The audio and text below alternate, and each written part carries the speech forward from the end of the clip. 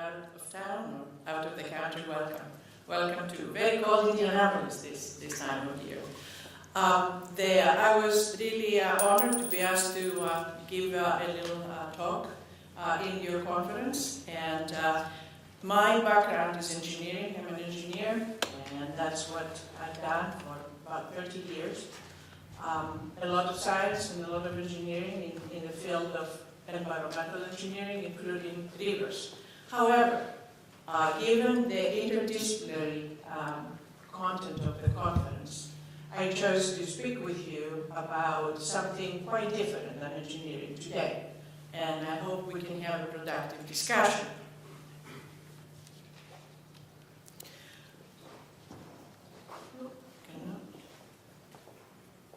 I think I need some help here.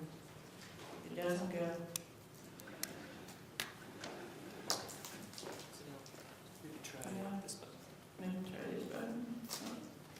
Doesn't want to work. Okay, that's okay. I don't need the slides. I can do without the slides. When we talk about rivers and when we talk about Anthropocene, we really are facing several questions. And the first question is, what do we think about rivers when we talk about rivers? And I believe for most of us, the first impression that comes to our mind is beauty. And we have a lot of beautiful rivers and a lot of pictures and paintings. These are some of the paintings that I have showing rivers, some of them in Indiana, some of them in Europe. But when we talk about Anthropocene, also the center of Anthropocene, the epicenter of Anthropocene are cities. It's not the countryside. And cities are really the dominant part of our civilization. The prediction is that 80% of the population will live in cities by the year 2050. That's not very far away because we are 2014 already. That's huge. And that puts a big, big pressure on any water resource, but also on any river in our cities. These are pictures from New Delhi. They don't necessarily represent the Western civilization, and I know that almost everybody in this room are from the industrialized world, and I do believe we need to keep in mind the difference between water in the industrialized world versus the coming up third world, however you want to call it and characterize it. When we talk about the role of rivers in Anthropocene, I do believe very strongly it's all economical. If we don't center our thoughts on the fact that the economy is the moving engine, then we're really missing the point. Why am I saying that? If you think about it, even in the shortage of water, we really don't have a shortage of water. Dr. Kelly asked the question, what is the concern about security? We have plenty of water all around the world. The problem is economical because the problem is moving the resource to the demand. We have the technologies. We're really not lacking technologies. We have plenty of technology. There are two types of technologies needed. One to move the water, and the second is to purify the water. Once you do that, then you have plenty of supply. But you need to put it where the demand is. Why I say it's economical? How many of you have a cell phone with you today? All of you, right? Well, I forgot mine in the car and I see a gentleman who didn't raise his hand. So, how much do we pay a month for phone? Do we need it? How much do we pay a month for cable TV? Do we need it? How much do we pay for water? A minuscule fraction of that. How about if we said we have to pay for water as much as we pay for our cell phones? I don't think we're going to have a problem about supply and demand, right? We did some work in Abu Dhabi. They brought us, again, talking about security, they brought us there to do an emergency response and crisis management plan for all their water utilities and power utilities. What they do in this part of the world where water was extremely scarce in the past, they use the sea. They desalinate. The technology is there. As a matter of fact, 80% of their water production and use is used to green the desert. Only 20% goes for human consumption. Why? Because they have the money to do it. How do they do it? They put the desalination plants next to the power plant, so they use the power that is generated and they use it to desalinate. So, unlimited resources of money really correct the supply and demand. Now, there are other issues about security, terrorism, etc. that we didn't used to face a few years back, but we do face today. And that's a completely different question. But economy is really what drives everything that we do. If there is money, there is absolutely no issue about supply and demand. I want to show you something. What I consider the river creates a city model versus a river revitalizes a city model. Why am I saying that? There are two models as far as I'm concerned. The first model is the model that the whole Anthropocene has seen for eons, which is a river creates a city. Why am I saying that? Well, the old times, if there was water, people gathered there. Why? Because they used the water. That created a settlement. Eventually, industry came there. Industry was laying its foundation within the settlement or close by. Why? Because the workers were there. The industry was using the water. So you created a city because the river was there. That's the old model. In the industrialized world, but also in the new world, very few cities are going to be generated in our lifetime or beyond our lifetime. So that's the old model. The cities that were to be generated, they have already been generated. What's the new model? We already have the city, and if the city happens to have a river, that's what I want to talk to you about.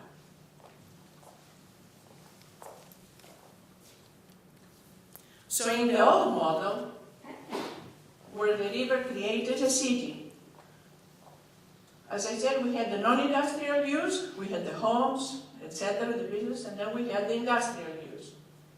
Those two uses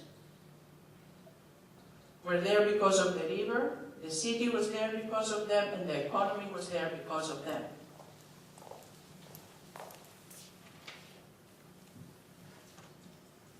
What were the uses that these two groups had? They were very much the same, in different proportions, but very much the same. The non-industrial uses, the homes, the businesses, they used the river for what? They used the river for drinking water, of course. They used the river for transportation. Before highways, before railroads, we all used water to move along. They used the river for waste discharge. In the old times of Anthropocene, it wasn't that big of a deal. Today, it's huge. I think a city will have a bigger problem, not if they don't have water, but if they cannot throw the waste away, meaning the sewer, domestic wastewater treatment plants. And of course, many cities use for power.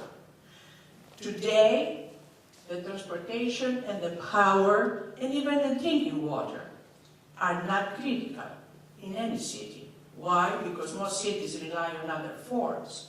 The rivers, though, the rivers are extremely important still because of the waste discharge. It's the only one that remains an absolute yes in every single river. The other three, 4 cities, we have managed to find alternative solutions. With industry, very similar. Industries used the rivers for water intake for their needs. They use them for power. we still have some plants, they are, some of them museums today, where they had the old mechanisms, different mechanisms to use water for power. They use it for transportation, we still do, and of course for waste discharge. It shouldn't be a problem, as I said earlier, but for economics. The Romans built their beautiful structures that they still exist after so many centuries. This is from southern France, they're all over Europe. If they could bring water miles and miles away, why cannot Indiana use water from the Great Lakes? We have them there, we have the technology to purify it, same thing from Ohio River. So why should we be looking only at the rivers and only at the groundwater? Another means of transportation from ancient times, underground. The Romans built it. Both of these are about, 1st century BC, and we are in the 21st century today. I'm sure we can do better. We've used dams to manage our water supply. The cities built around rivers, Thames in London, Calumet River up in northern Indiana. Industries use the rivers. As I said before, the industry used it for transportation. They crossed it, they built the factories all around it, huge industrial complexes around rivers. Ohio River, down in Indiana, and beyond and above, we use it for transportation, we use it to cross, we build bridges. So rivers have been used to build a city. The river was the cause of the birth of a city. In every area where a river exists, not all cities were built on rivers, mainly because sometimes in Europe and in other places a city found a secure place and they managed to do without the water in close proximity. But most of the time when there is a river, there is a settlement, there is a city, and there is a growth. So, in the old model, we have the creation or the birth of a city because of the river. In the new model, though, what I see is that while new cities are not going to be created anymore, I don't believe so. However, most of the cities in the world, in the industrialized world today, if not all the cities in the industrialized world today, they need a rebirth. They need a revitalization. They need a boost. They need a shot in the arm. Everybody's facing that. From London to New York, to Los Angeles, to Indianapolis, to the little towns around the world. They face that revitalization need. Why, let me go back here, why do we have to look beyond what the river has done in the old-fashioned model? Well, there were two things that really provided the ability for that. First, it was architecture. And architecture came about the middle of beginning to middle of the 20th century with some open spaces. They created an open living environment. And then, of course, it came a fascination with water. There were not that many years ago, maybe 50 years ago, 60 years ago, where the fashion was to be in the mountains. Now the fashion is to be in the water. So wherever there is water, there is huge attraction. Architecture, and you can, I'm sure this is available at some point. Frank Lloyd Wright, Mies van der Rohe, of course, the phenomenal IMP in Louvre. Look at the difference. Behind is the old Louvre, in front is the new Louvre. So openness, everywhere openness. What does this create, and why do we care? Well, what this does is that before we had, in the model, we had industrial use and non-industrial use. In today's environment, it's the purple that is really going to revitalize the cities. The purple is the value-added use of a river. If you have a river, like we have here in Indianapolis, like Thames in London, if you have a river, you can use it to revitalize your city. How? Well, the real estate values go really high up, so you have an attracted source of income, but you also have a desire to live there. And the second is the beauty and the quality of life. And under that, you have a lot of different components. You have the aesthetics, you have the environment, you have this, you have that, but you have quality of life. So the quality of life improves and the economic situation improves, which means that you have beautiful things like that happening. Why do we spend money to build something like this? A lot of Calatrava work, Santiago Calatrava, very famous architect, beautiful bridges all over the world. Why do we spend money? Even Venice spends money to have a new bridge there. Why? Pedestrian bridge. Isn't this gorgeous? This is in Dublin, Ireland. Why do we spend money for that? That's because when you do that, then you create all this. It attracts and maintains educated residents. Every single city in the world says, how do we stop the brain drain? How do we bring educated people to live here? Why? Because then they attract high-end industry. Why? Because they attract tourism. Why? Because that brings art education and environmental protection. That's what creates the money. You create a circle. So we should not be looking at the rivers as only, that's again a Calatrava.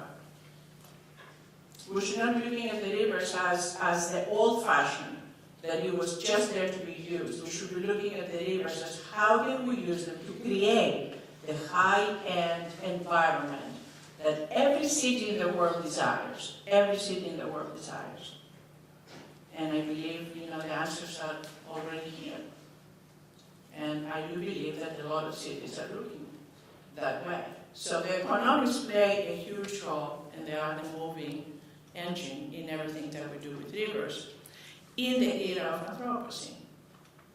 And I thank you very much.